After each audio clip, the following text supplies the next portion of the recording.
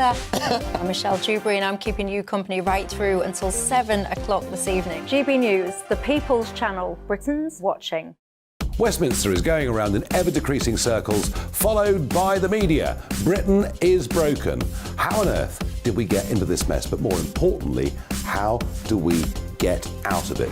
Join me at 7 p.m, Mondays to Thursdays on Farage, here on GB News. We will have open, rational debate. We've got to work out how Britain moves forward from this. Join us here on GB News, the People's Channel. Britain is watching.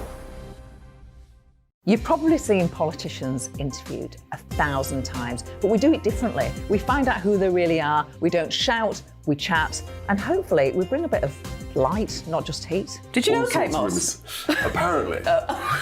Do you have a pair of jeans or a pair of jeans? No, of course I don't. What would I do with them? My friends are like, oh my God, what's she doing now? Join me every Sunday at 6 for Gloria Meets, only on GB News, the People's Channel, Britain's news channel.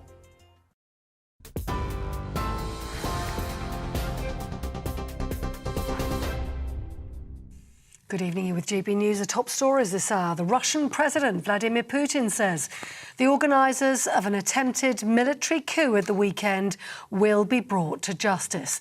The Russian leader addressed the rebellion for the first time tonight ahead of a meeting with his security officials. In his speech, Putin thanked the Belarusian President Alexander Lukashenko for attaining a peaceful solution. But the Kremlin leader blamed the West for the rebellion, saying it wanted Russian soldiers to kill each other. That comes after the head of the Wagner mercenary group says he didn't want to overthrow Putin. Yevgeny Prigozhin said earlier that the progress of his troops highlighted serious security problems in the country. But Putin said an armed rebellion would have been suppressed in any case. This civil solidarity has shown that any blackmail, any attempt to create internal turmoil is doomed to failure. I repeat, we saw the greatest consolidation of society, executive and legislative power at all levels. A firm, unambiguous position in support of the constitutional order was taken by public organisations, religious denominations, leading political parties.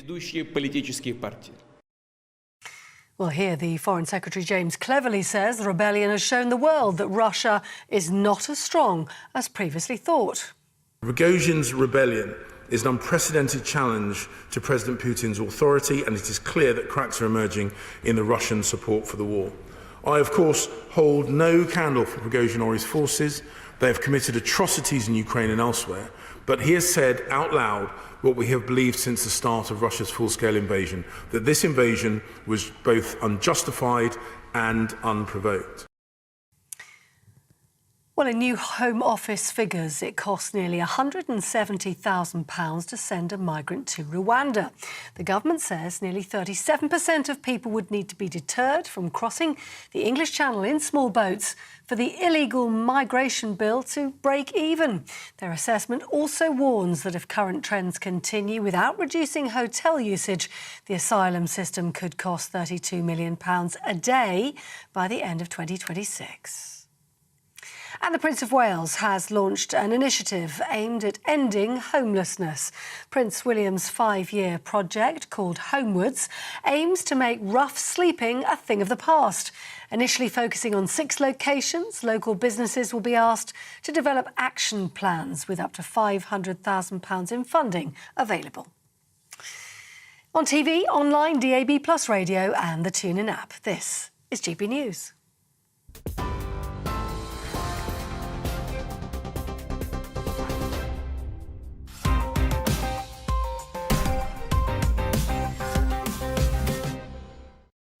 Hello and welcome to Headliners, your first and most mirthful, it's tripped over my words, let's just start the show.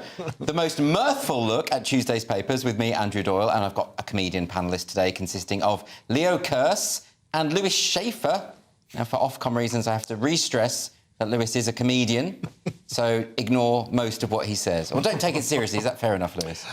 You can take it serious. You can take anything that's funny seriously. You can take anything that's serious Funnily. You're in a very philosophical mood today, though. Because you made me think, am I a comedian or not? Yeah. No, I shouldn't ever. But I'm a doctor, and I'd just like to say, if anybody's watching, the Earth is flat and hollow. There we go. Very good. Lewis, now you're doing my material. Lewis, we're going to go for you having no Ofcom complaints tonight. It'll all be above board, all will be good. OK, so let's go on to the front covers of Tuesday's newspapers. The Telegraph are leading with, "I could have taken Ukraine in a day," says Wagner boss. The Financial Times has Prigozhin denies trying to oust Putin in his masterclass march on Moscow. The Eye, defiant Putin vows Wagner mutineers will be punished. And The Guardian has, enemies wanted Russia to choke in bloody civil strife, says Putin. Daily Express, bank boss, don't kill off the high street. Totally different story there. And the Daily Star going back to the Russian story. Best stay away from open windows. I think they're talking about the potential for that man to be assassinated. Those were your front pages.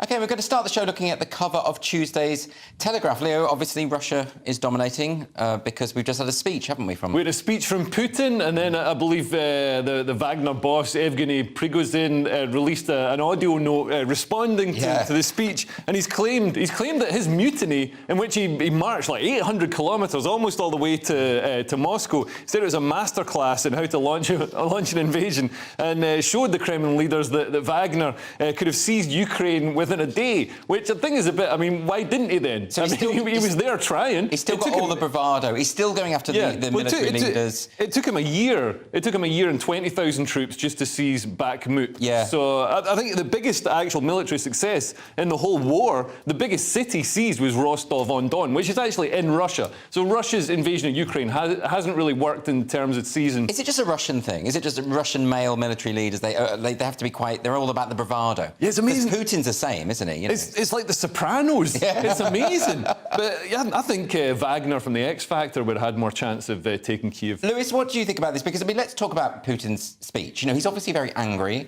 I don't speak Russian, but I saw his body language and he looked annoyed. I think he feels like his authority has been undermined. Or he could have early onset Parkinson's or something. He looked a bit jittery. It wouldn't be that early onset. It's about the right time to get... Yeah, I guess so. He's not that... I think, spring chicken. I think of him as being young. Well, comparatively. Comparatively. What people forget about Russia, is that Russia is not like us. When I say us, I mean either America or Britain, is they like a very strong leader. They do. They like a strong leader, and he was shown to be weak. Well, so do we. We've got Biden. Come on. Oh, maybe not. Rishi Sunak. No, but even those guys pretend to be nice. You haven't seen him bench press. Yeah.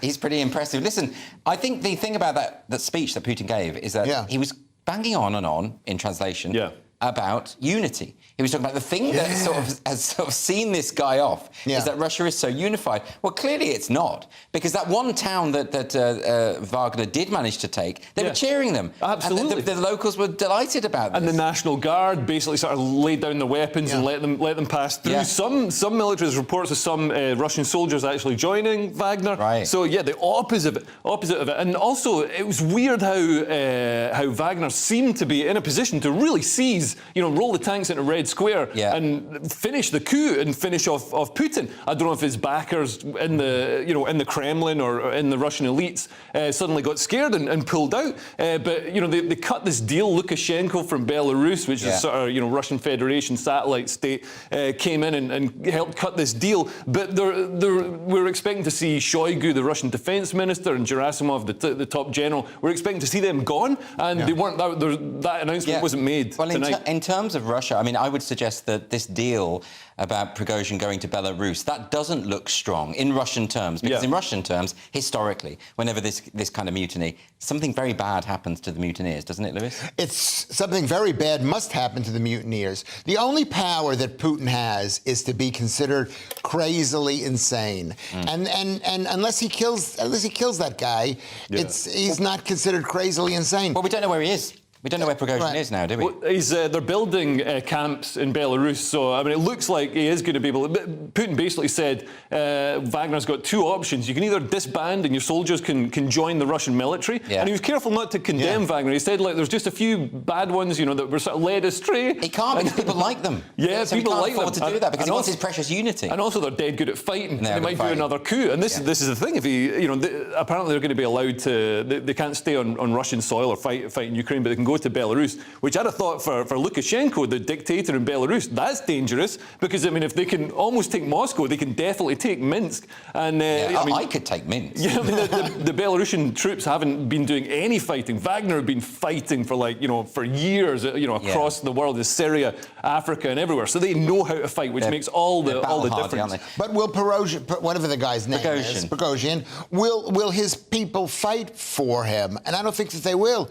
Because they like him, though. They do like him, but it's like when you go, like the saying is, when you go after the king, you've got to make sure you kill the king. All right? And so they went all the way. They went 800 miles in, and then they're told, hey, wait a second, we changed our mind. We're not going the entire way. And so are they going to go back and sit in some camp in Belarus? And have another rousing William Wallace-type Braveheart speech? I mean, you're not going to follow it again if you're just going to... So amazingly, Putin and Prigozhin both come out looking weak. They do. Let's move on, though, because there's another story still on the front of the Telegraph about potholes. What's this one? So electric vehicles cause twice the damage of petrol cars on pothole-plagued roads. I mean, the state of roads in Britain... They are really bad. I've noticed this recently. Especially in Scotland. It's crazy. It's like driving across a ploughed field. You'd think they're in Mogadishu or something.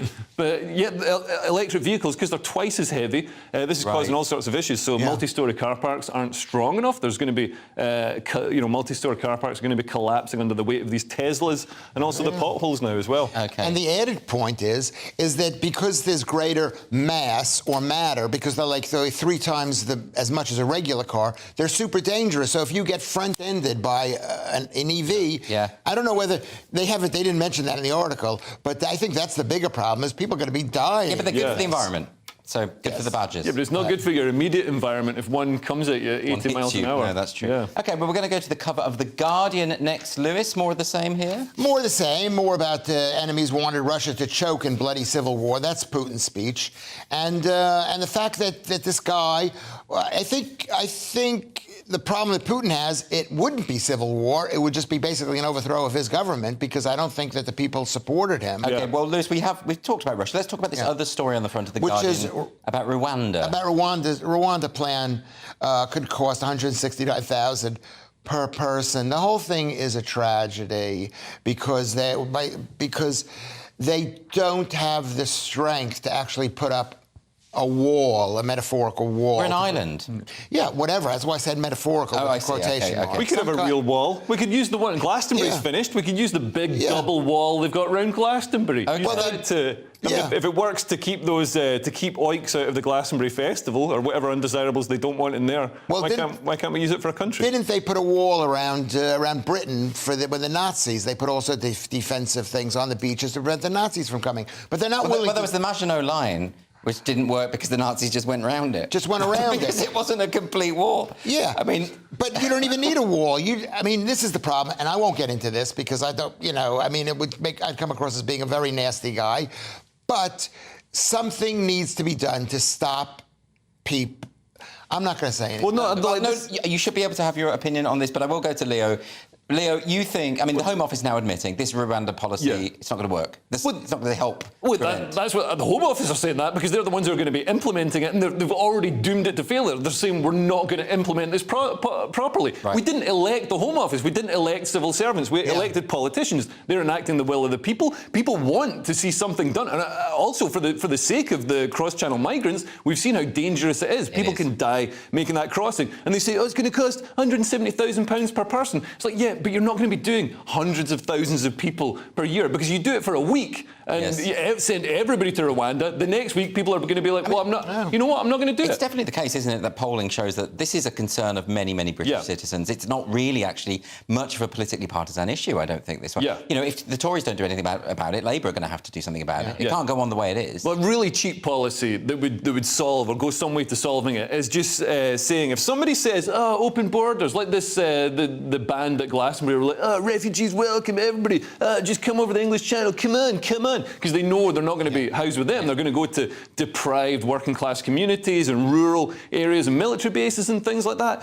So why doesn't the government pass a law that says if you've said that you want open borders, you're going to have 3 migrants in your house? You know what? That's a fantasy world. No, it's not. The real thing, what would be done... How could they turn it down? How could they say, no, we're not? Of course no, I didn't mean this. I didn't mean this border. I know. I meant other people. Let Lewis have his point. Because if you do that, people, you are right totally. You're exposing them as hypocrites. But there's nothing. Nobody wants to be exposed as a hypocrite. That's the worst thing in the world. What needs to be done. You know what? I'm a comedian. I don't know. Right, Lewis, I'll tell you what we will do then, since you are a comedian. And the front cover of The Guardian has got this photograph of Harrison Ford and Phoebe Waller-Bridge in the new Indiana Jones film, which you're in. Which I am in. I am in this movie, and I can't say that the movie's going to be good. And all I know is this. Are you contractually obliged not to say that it's I was contractually obligated not to say that I was in the movie or take pictures of it. Right. But he Are you a stunt double? I was right there on a subway platform. I played in New Yorker in 1969. It was like typecasting.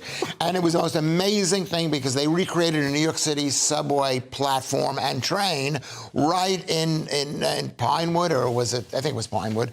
And it was amazing. And Harrison Ford, 79 years old at the time, got on and off this horse over and over. Well, he's a professional.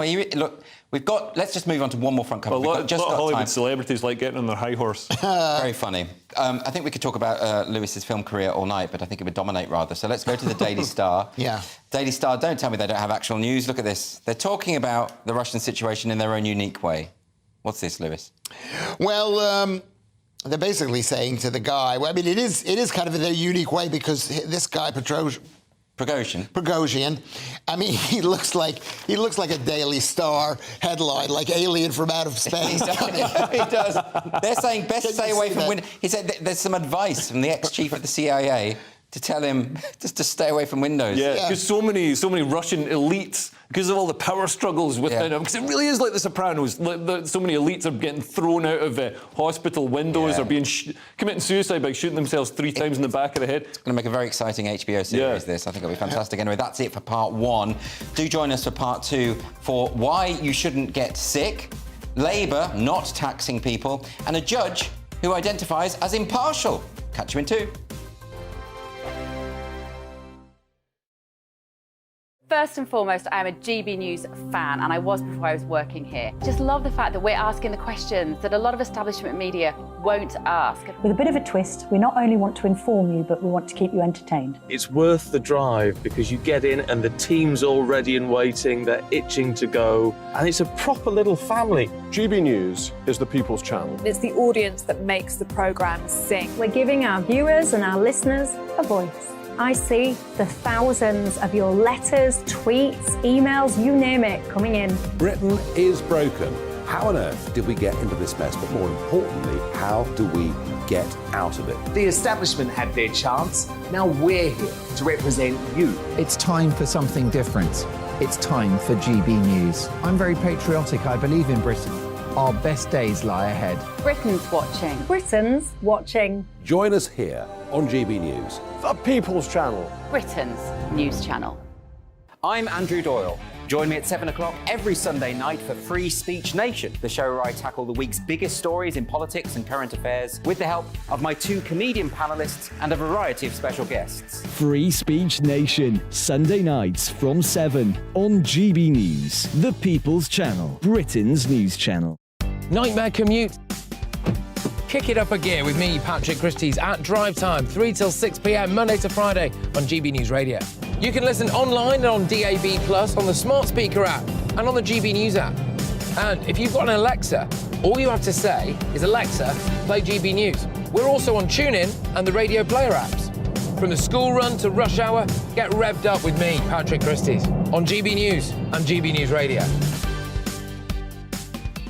What you get for breakfast is something that, if we do our jobs right, you will wake up to news that you didn't know the night before. It's a conversation. It's not just me and Eamon. We want to get to know you, and we want you to get to know us. From 6, it's Breakfast with Eamon and Isabel. Monday to Thursdays on GB News, Britain's news channel. Westminster is going around in ever-decreasing circles, followed by the media. Britain is broken. How on earth did we get into this mess? But more importantly, how do we get out of it? Join me at 7 p.m, Mondays to Thursdays on Farage, here on GB News. We will have open, rational debate. We've got to work out how Britain moves forward from this. Join us here on GB News, the People's Channel. Britain is watching. Every Sunday from 11, join Michael Portillo. There will be topical discussion, looking at the week before and the week to come. So kick back and relax at 11 a.m. on Sundays on GB News with me, Michael Portillo. GB News, the People's Channel, Britain's news channel.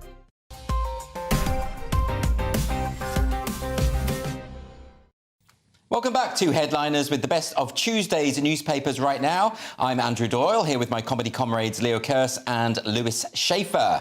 So let's kick off with Tuesday's Telegraph. Leo, it's a good thing the Tories aren't selling off the NHS because it looks like they wouldn't get much for it. Yeah, so the NHS has been ranked as one of the worst health systems among major nations, so rich countries. This respected think tank, the King's Fund, compared 19 major nations. I'm just pleased that Britain's still considered a major nation, to be honest. Yeah, that's a win. But they found the NHS to be severely wanting. So life expectancy was found to be one of the shortest amongst comparable nations, with only the US worse for women and the US and Portugal worse for men. Is it Scotland dragging us down in the stats? I don't think it's just Scotland. Things are pretty bad up there. Everything on Scotland. I'm just talking about the infant mortality rate and the obesity levels. And drug abuse as well. I mean, like the drug death rate in Scotland is approaching sort of American levels. Yes, and cannibalism, that kind of thing, you know. No, Scottish people aren't actually delicious. I guess that's why we deep fry. Cannibals deep fry them. So this is bad, Lewis. My ex-wife was Scottish. She was delicious for a time. Don't get personal. Now, what do you think about all this? Because it does look terrible for the NHS. Because it's not just ranking pretty low. It's right down. It's really, really low. Right, but they're not basing it on the matters that really matter. What really matters is how little the NHS has spent. It's 11th in terms of per capita spend. So okay, so we should give it more money. Is that what you're saying? No, I'm saying no. But surely we should be paying less tax if we're spending that little on the NHS. But we're spending. We don't spend tax on. We don't get tax on the NHS. It goes into everything. It goes into a great big pot. Yeah. The amount of money. But, I mean, surely. I mean, I thought because we pay so much tax in this country. It's like sort of Norwegian, like Scandinavian levels of tax, and we don't get anything for it. There's lots. We do, but remember that all of our money in the tax, all of British money in the tax, goes to the NHS, whereas America doesn't pay it in tax. They pay it to their own health care. I think it's a good deal, Lewis. I think we should be paying more to the NHS. And the other thing is, because it's considered free, people don't worry about it. That's why and that's what makes America. That's what makes America the greatest. This country actually better than America is because you're not worried about your health care. It's rubbish. You only know it when you're about to die. But it's free. So in terms of the quality, I think it should be. Final word to Leo, and then we'll move on. Yeah. But the fact that it's free means that people don't keep themselves healthy. Look around you. Walk down the high street. Look at all the fat people. People know that they can get treated for free, so they don't keep themselves healthy. People aren't saying, I may as well just walk recklessly in front of the traffic because I might get hit, but I've got the NHS. They do that as well. That's a good point. I agree with Andrew. They abuse themselves. People abuse themselves with drugs in this country. They abuse themselves with Mars bars. Because there's no will to live. OK, enough of the Mars bar abuse, because my mind is going to all sorts of images. So we'll go on now to Tuesday's Times next. And it seems like there's at least one group not afraid of being taxed by Labour.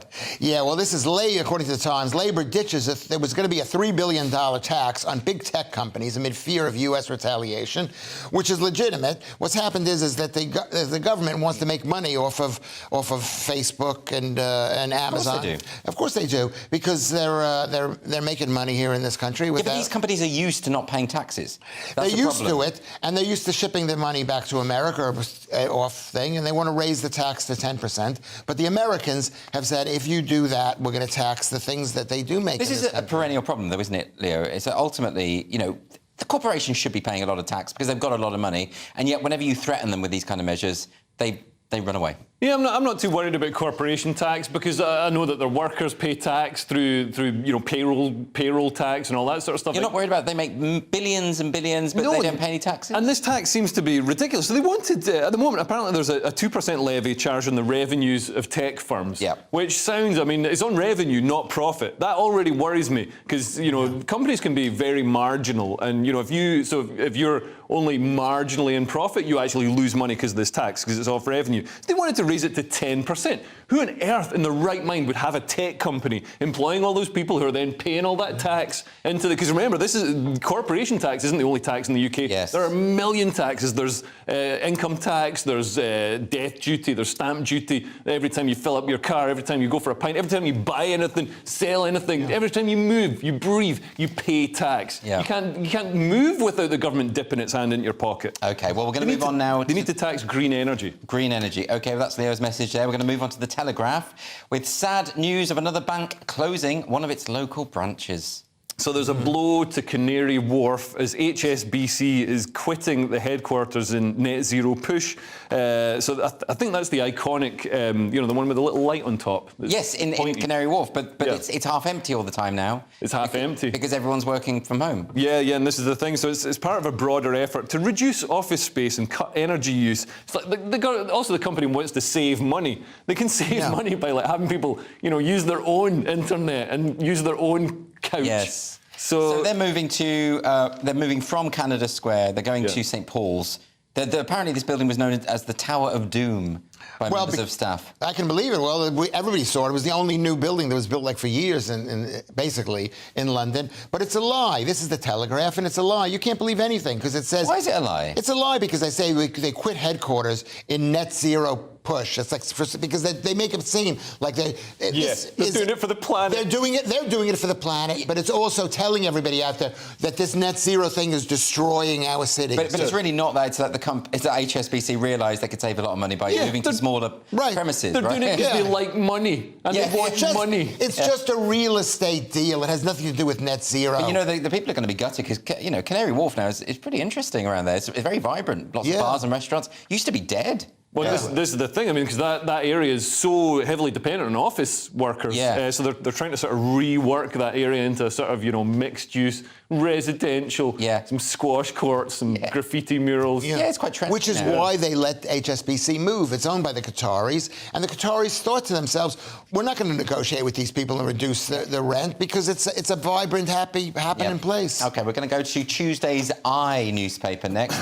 And this is news that Jeremy Hunt is fighting to save us money. I assume so he can then take it, Lewis? Yeah, well, it's about inflation, which he basically caused. Jeremy Hunt to press regulate... He didn't cause inflation. He caused inflation. I don't even know who this guy is, but they all caused inflation. Jeremy Hunt to press regulators on extent of firms profiteering from inflation because firms are making money because it's a chaos situation where prices are going up, so they just rise it a little bit and they don't give it other ways. Yeah, they're taking advantage to put the prices up further than they need to and then not bringing them down when the costs come down. So do you think that the regulators who are basically in the pockets of these companies are going to be able to do something?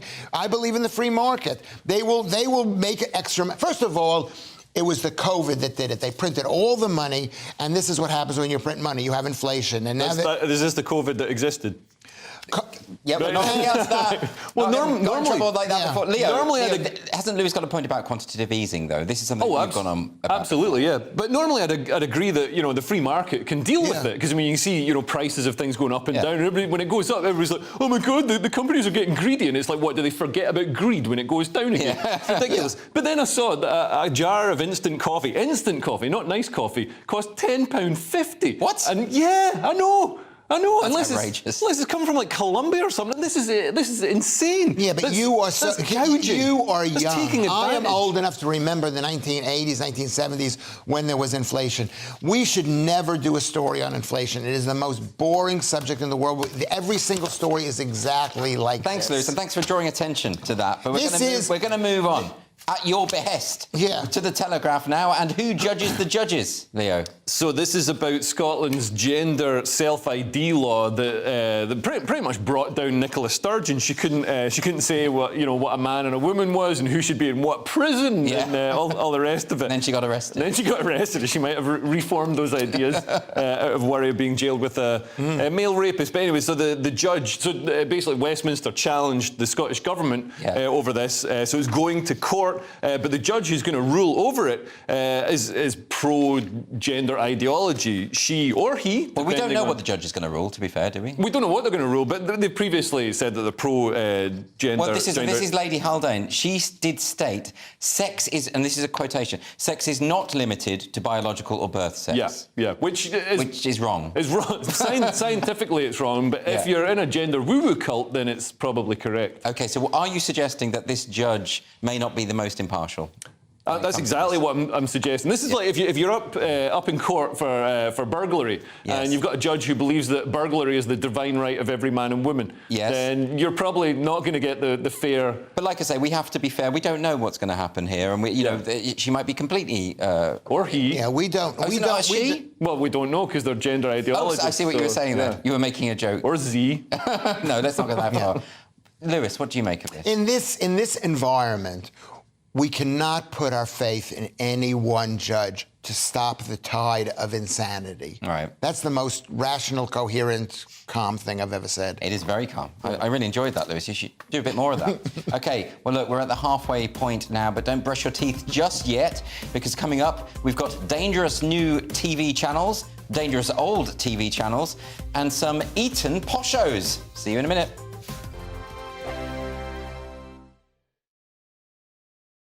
Like all families, we have arguments every now and then, but actually we agree on what the mission of GB News is, and that's the most fundamentally important thing. GB News provides the kind of platform that lets all voices be heard.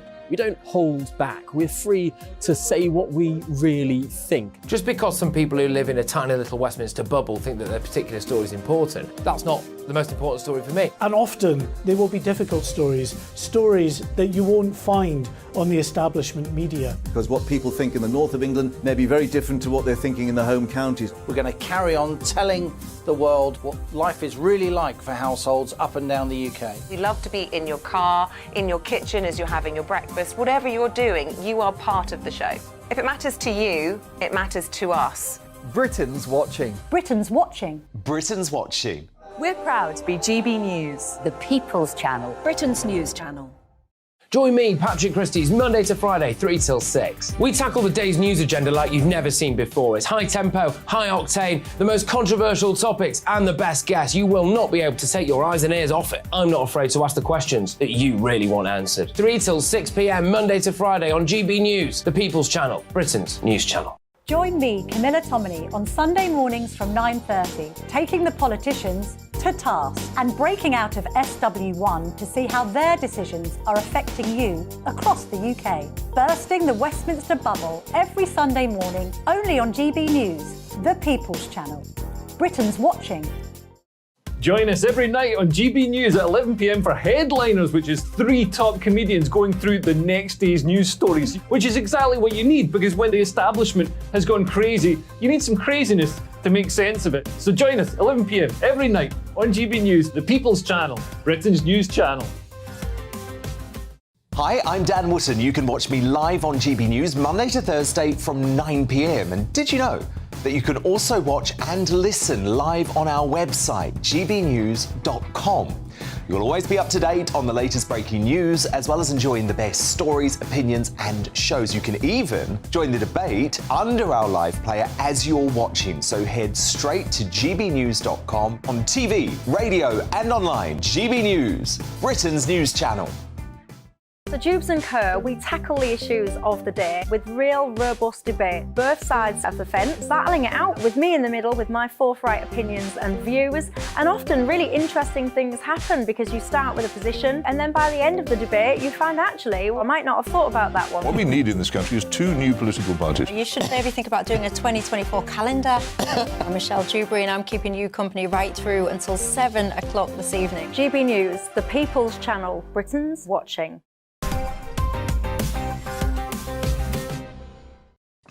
Welcome back to Headliners, your first look at Tuesday's newspapers. Straight into Tuesday's Eye now, with some terrifying news about how you're going to decide the next election, Lewis. Yes, and this is an AI chatbot story, but it's not your typical one. It had to be explained to me before I understood that it's not. And so don't be turned off, because I'm totally bored of this chatbot thing. But this is not about that. Right. It's how the rise of AI chatbots and the new TV stations could usually affect the next election, and this is in the Eye. And the new TV stations are you, and you is us, is GB News. They mention GB News in the article. They mention it, and it's coming out of the mouth of this woman called Rachel Corp, or Core, or whatever her name is. I don't know. Are you pronouncing her name incorrectly deliberately to try and... No, I don't know. as a What is kind her of name? snub? What is her name? I actually don't know. You don't know? I haven't even got it on my document. That's how little I care. It's so there, anyway. So here they've asked ITN, who's a competitor with us. Yes. And she's saying that as with the electoral cycle, which means elections, pressure on unbiased news grows greater. Like, she's saying that ITN is unbiased and that we at GB News are going to do biased things. That's very insulting. It's a joke, and also history has shown, recent history has shown that the mainstream media can be very biased. I mean, if you look at the election of Joe Biden, the Democrats worked in concert with big tech companies, social media companies, and big media monoliths. You know, all the American newspapers to suppress the Hunter Biden laptop story. And even over here, I mean, Channel 4 News. It was a true story. And now they're doing it with the Biden corruption stuff that's coming out of the House Oversight. So leaving aside this thing of, they're having a go at us and suggesting we're going to be impartial, because, of course, the BBC were never impartial with Brexit, were they? Let's leave that aside. But isn't this just more of the same? Like, we've had so many times when people have sort of tried to suggest that people are swayed by computers during elections. For Brexit, we had Ben Bradshaw in Parliament saying that it was basically Russian bots who won Brexit. It's absolutely ridiculous. So this idea that AI is going to be the next thing that people are going to complain about and say, oh, well, they only won the election because of computers interfering. I think we need more faith in the electorate, don't we? Yeah, I think we do, and I think this is, like you say, this is historic. I mean, back in 1936, they did a poll where they asked people, who are you going to vote for? And it was overwhelmingly anti-Roosevelt to be elected. And the reason that it was it was because they made a telephone poll, and only people who had telephones were rich people, and they're Republicans, so it's bull. But the most important thing... Wait, Lewis, is it possible that artificial intelligence will start creating fake news? That's the fear here. Yes, it will. I mean, it can. There's already what do they call it? Deep fakes. Some of them are really convincing. Some of them are hilarious as well. But I'm much more worried about the sort of... I mean, we all know reputable places you can source the news, such as, GB News, and we know the biases that are already on. If you read the Daily Mail or the Guardian, you know there's a certain bias already. It's different with GB News because each presenter says what they think. Yeah. So you're not worried about being manipulated in terms of bias because people are telling you. But I'm much more worried about the sort of tinkering and suppression that's done behind the scenes. And if AI is going to have a bias at all, we've already seen that it's got a woke bias. They code it to be vastly left wing because the programmers coding it are left. And we have to. The most important thing is we have to stop calling the BBC the media. They're not the media. They're the state arm of the propaganda network. OK, there we go. Let's move on now to this, something you wouldn't know anything about, Leo. This is getting into trouble for political bias. That doesn't happen to you, does it? So Ben Elton brands Rishi Sunak a mendacious, narcissistic sociopath. That's quite an extreme remark. Yeah, but Ben Elton is a left-wing comedian, so he knows what he's talking about when it comes to mendacious, narcissistic sociopaths. This is on the BBC's flagship politics show. This wasn't in a comedy club or anything. This was on apparently this channel, the BBC, that's got no bias and just presents things. But this is a guest on the BBC. This isn't like if one of the presenters had said Rishi Sunak is a mendacious, narcissistic sociopath, I think everyone could complain. That'd be an average Monday night for the BBC. But I mean, surely Ben Elton's allowed to say it. Apparently it was spontaneous. He didn't even know he was going to be asked about this. It's pretty hack, though. I mean, every comedian has a go at whoever, whatever politician is in power. And I don't think Rishi Sunak is that bad. I mean, I wish I think he's a sociopath. I wish he was really more right-wing. I wish he was more of a sociopath, is what I genuinely, I'm sorry, I thought Ben Elton was a bit of a conservative these days, so that was my understanding of it. I think, yeah, when he's, when he looks at his tax bill, he probably becomes a lot more conservative. OK. Lewis, what do you think about this? Do you know Ben Elton? I know this is not about Ben Elton. This is about how the state controls the outflow of media, the outflow of information. And what they want to do is they want the people to think that the BBC is like with the ITN, unbiased, is totally balanced, is fair. When the truth is, it's the state propaganda network. And so it can't be, but they want to pretend that it is. There are... It's not even the state. It's like the blob, the woke blob that really the civil service. Yes, they're part of the same network as the BBC. That's what I mean. The state, Oxbridge cabal that run everything, and no matter who you vote for, there's still going to be that blob there imposing their values. Can I ask you a question? You two are being very unbiased here. What do you mean? Lewis, I want to move on. I'm sorry. We're going to move on to The Guardian now about how some schools are failing in their cultural education and risk turning their students into Americans. Well, it's a horrible disparity emerging in cultural education in schools, said the V&A head, which is the Victorian Albert Museum. I know what it is. I was actually saying for the audience, not for you, Lewis. And so basically, what these people have done is they took the Museum of Childhood in Bethnal Green, which I was going to take my kids to, which I never made it to them. I took them everywhere. I was an amazing father. But I never took them to the Museum of Childhood because it sounded so horrible to take a Museum of Childhood. They are creepy. There's one in Edinburgh, and it's full of these dolls. They're like out of a horror film. I don't like them at all. I agree with you. It's because it's stuff that old people collected when they were kids. It's nothing that kids like. And what's this story? And so this story is that the Victorian Albert Museum took it over and made a whole new museum, basically the same museum, but they cleaned up everything. And you're not getting to the heart of it, though, really. I mean, the story is about the disparity. Is this the first time you've seen this? I read the thing. I'm just thinking, what is the point? Leo, do you want to have a crack at this one?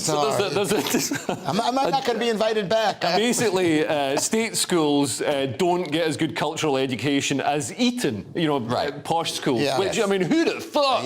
What, if you go to a school in Bethnal Green or whatever, you're not going to as many opera recitals as if you go to Eaton. I don't know. I think opera's terrible. It's punishment for rich people. It's like saying to them, like, yes, you're rich, but to be rich, you have to suffer through this German singing for 3.5 hours. OK, look, a similar flavour to the next story in the Times now. Pupils from Eaton have some learning to do. Leo.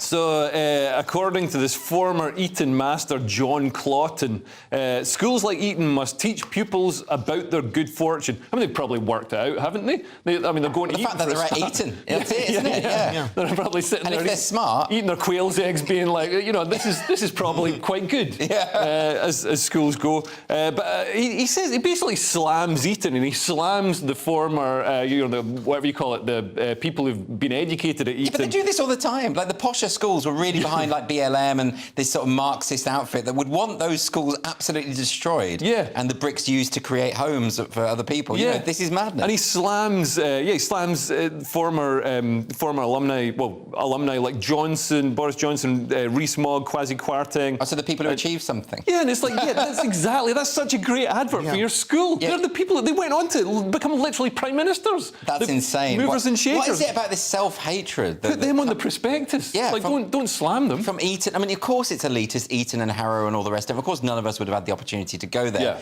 But the point is that they should embrace what they are, right, and not try and pretend to be something else. Yeah. Didn't you go to Oxford? That was later. But that was I had a full scholarship. So you, Lewis. See, I can't even get your name right. I flustered him there because you feel guilty about going there. Why are you psychoanalyzing me? This is not what this show is about. But I think that's what this country is we're in a period, the English people in America, we're in a period of self-hate, of hate. And I'm here to remind people this is a great country and we should be That's the thing. I mean, they're slamming unfairness and inequality. Unfairness and inequality drive progress. What's the point in striving to be better than everybody if the state's going to drag you down? All right, let's move on now to The Guardian next. And Lewis, has all that money I've donated to Oxfam been spent on facelifts?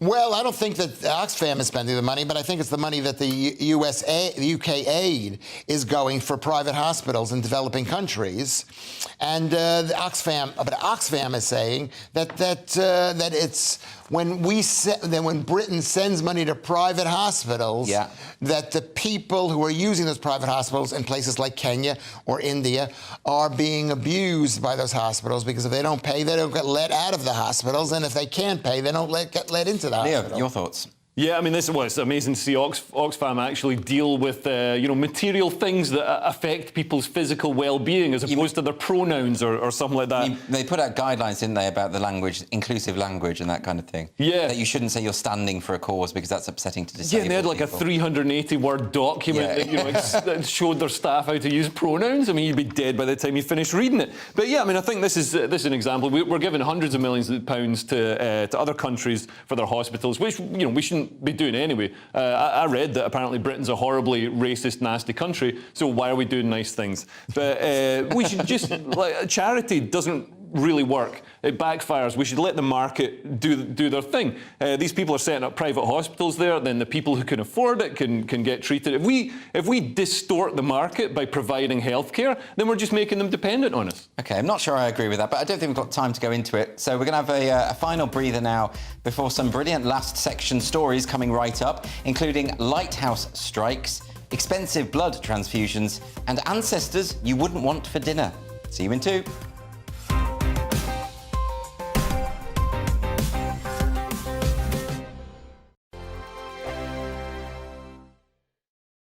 I joined GB News because I was sick and tired of not hearing my views being represented, not just mine, but so many people that I knew and spoke to. I just couldn't get my voice out there. I couldn't say anything, I couldn't do anything. Whatever the narrative was, I kind of had to follow it. GB News is there to provide a voice for those who have been ignored by the establishment media. We think different things, we've got a different style. GB News is here to be optimistic and positive about the future. It's real kind of dynamic and flowing, with the audience very much at the heart of it, like a big family.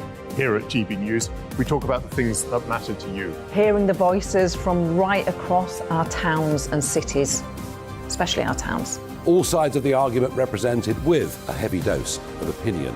We're on a mission here to make a difference. And the GB News family really is here for you, and whatever time of day you can watch or listen. Britain's watching. Britain's watching. We're proud to be GB News. The People's Channel. Britain's news channel. Monday to Thursday, 9 p.m. till 11 p.m. Join me, Dan Wootton. I'll bring you the sharpest takes and hottest debates. Do you not believe in prisons? I don't believe in prisons. I'm completely stunned. I guarantee you there'll be no spin, no bias, no censorship. I actually was personally quite offended by it. And no reason to go to bed. So I guess they've always been quite woke. That's Dan Wootton tonight on TV, radio and online. Monday to Thursday from 9 p.m. till 11 p.m. on GB News. The People's Channel, Britain's news channel. You've probably seen politicians interviewed 1,000 times, but we do it differently. We find out who they really are, we don't shout, we chat, and hopefully we bring a bit of light, not just heat. Did you know Kate Moss? Apparently. Do you have a pair of jeans or a pair of jeans? No, of course I don't. What would I do with them? My friends are like, oh my God, what's she doing now? Join me every Sunday at 6 for Gloria Meets, only on GB News, the People's Channel, Britain's news channel. Weeknights on GB News from 6 p.m. You'll always get drama. Please stop, Michelle. I know, Please stop. Should I just shut up? Romance. You like me, I like you. There you go. There you are. Well, don't tell anybody. Adventure. Etc. That's the whole point. But And action. Sergeant, the big green, my superstar panel that are already at it. They're fighting. It's going to be quite a show. Only on GB News. Britain's watching. In a world of dull and predictable radio and TV shows. Oh, hi. On Mark Dolan tonight, we've got big guests. We drill into the big stories of the day. The show adds up to a brilliant listening and viewing experience. Mark Dolan Tonight is the most entertaining current affairs show ever, and that's a fact. That's Mark Dolan Tonight, Friday, Saturday and Sunday from 9. Only on GB News, Britain's news channel.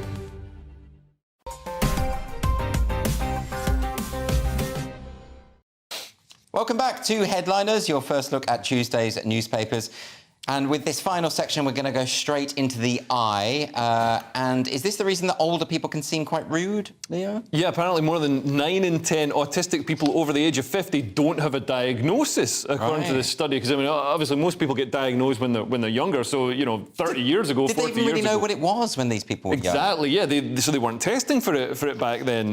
But, I mean, some of these things, I'd be surprised if anybody could get diagnosed in the UK. So the symptoms are lack of eye contact, anxiety in social situations, preferring to be on your own. That's every British person. So we're just a nation of autism.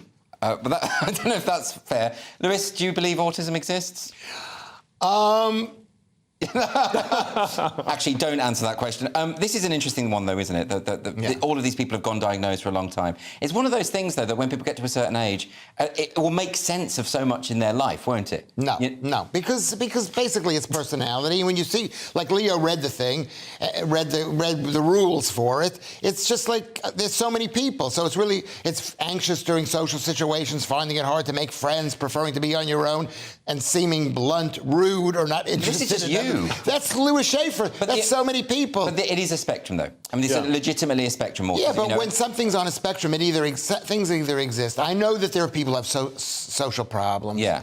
And it's nice to have a label on it. But I grew up in a family where they put labels on people, and I don't believe in these labels. They put labels. They said you're mentally ill, you're schizophrenic, but Lewis, you're bipolar. Particularly with children, I've taught autistic kids, and if they know what they are, and if someone's monitoring it, it actually does help from a teacher's perspective. From a teacher's perspective, it might, but it doesn't help from the child. As a matter of fact, I'm going to change my. I mean, you're going to hate me for this, for saying it, but I don't think they should put labels on children. You're basically telling a child if you're autistic, oh, you're a broken machine.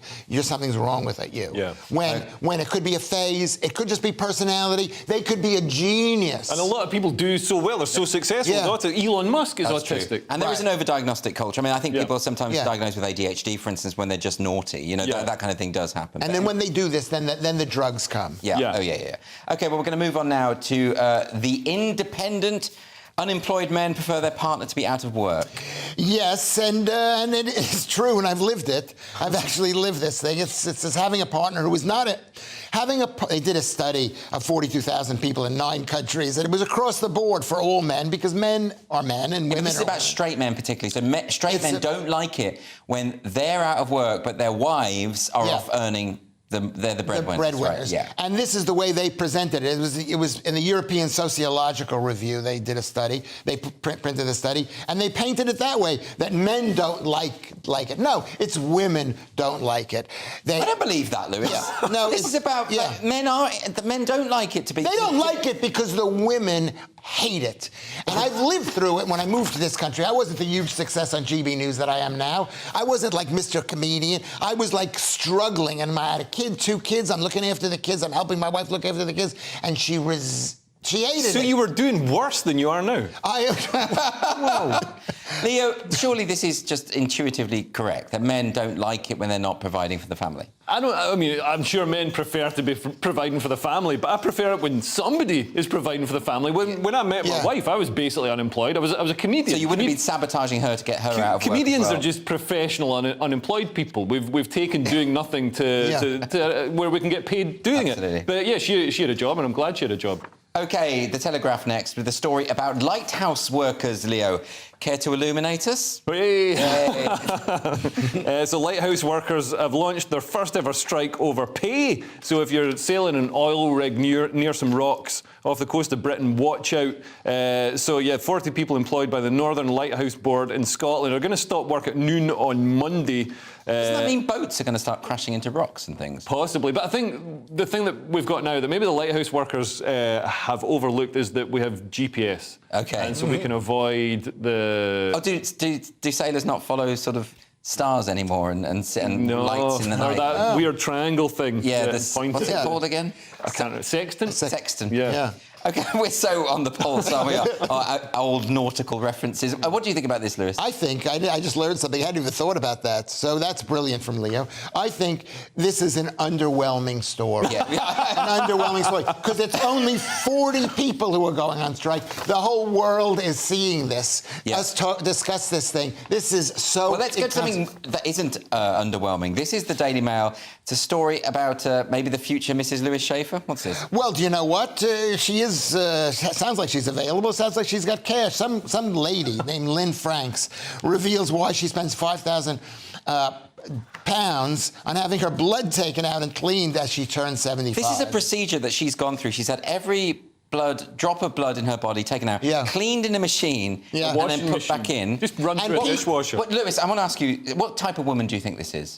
I think this is a kind of woman who can't wait for full-blown kidney failure and dialysis. Okay. Because that's coming. I'm asking you because... She's 75. She's going to have dialysis at some point. Do you know who this woman is? This woman is Josh Howie's mother. This is Josh Howie's mother. Josh Howie, who is a regular on this show. And did you run this by Josh Howie that you were going to do? He'll be fine. Don't worry about it. He picked this. He picked it. No, did you run he it by him? He says it counts as a birthday present. So the thing about this is, which is interesting, because Lynn Franks, of course, was the model for Edwina Monsoon in Absolutely Fabulous. It's exactly the kind of thing that Eddie would have done in AbFab. Gone off to get all her blood cleaned. Although it doesn't make sense. She says, parasites in my body were causing internal inflammation. That's exactly wrong. If you've got internal parasites like whipworms in your gut, then they release chemicals that modulate your immune response because they're a foreign protein. Otherwise, your immune system would attack them. Didn't she refer to Josh as a parasite? So, and he's been expelled from the body. But yeah, like the intestinal parasites. This is why we have so many autoimmune disorders in the West, because we've eliminated these parasites. Well, look, good luck to her. I hope she has nice clean blood. And this sounds like it's been scammed because the doctor is about balancing her this and doing this. It sounds like a load of garbage. I don't think they took all her blood out and put it back in. I think, they just did a bit. And how do they not know there are parasites? Did they do it in a continual thing? I think they just took some out. They can't just take it all out and leave you as a kind of husk. I think they took a cup's worth out and put Iron Brew back in. Well, we'll get Josh to ask his mum. I knew it was his mom. We've got to move on now. That was acting. That was theatre on my part. Well done, Lewis. Finally, we have the Telegraph. Leo, does this story help make more sense about the way Lewis sometimes looks at you drooling? So, ancient human ancestors living almost 1.5 million years ago may have been cannibals. According to this study, they found cut marks on the shin bone of an individual belonging to an ancient human relative. That doesn't prove anything. If it was tooth marks... But cut marks, so they think it was precisely sliced off by a prehistoric butcher wielding a stone knife. They didn't have, the nice scallop blades back of course our ancestors were cannibals. They hadn't developed social skills, civilized. They didn't even have cutlery, did they? They had autism, so they couldn't make eye contact, make friends. We've only got a few seconds. They were animals, and animals eat each other.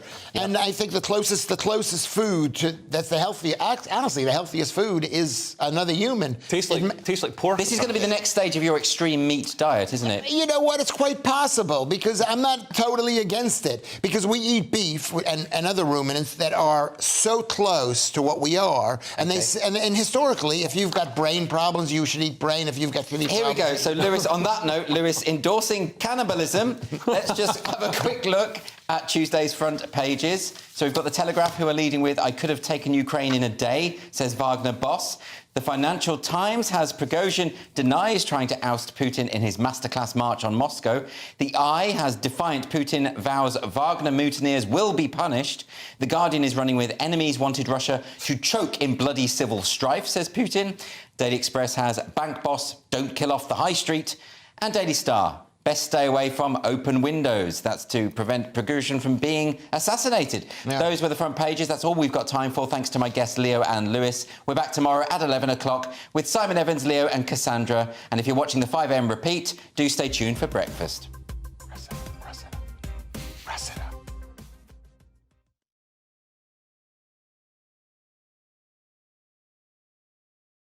First and foremost, I am a GB News fan, and I was before I was working here. Just love the fact that we're asking the questions that a lot of establishment media won't ask. With a bit of a twist, we not only want to inform you, but we want to keep you entertained. It's worth the drive because you get in and the team's all ready and waiting, they're itching to go, and it's a proper little family. GB News is the people's channel. It's the audience that makes the programme sing. We're giving our viewers and our listeners a voice. I see the thousands of your letters, tweets, emails, you name it, coming in. Britain is broken. How on earth did we get into this mess? But more importantly, how do we get out of it? The establishment had their chance. Now we're here to represent you. It's time for something different. It's time for GB News. I'm very patriotic. I believe in Britain. Our best days lie ahead. Britain's watching. Britain's watching.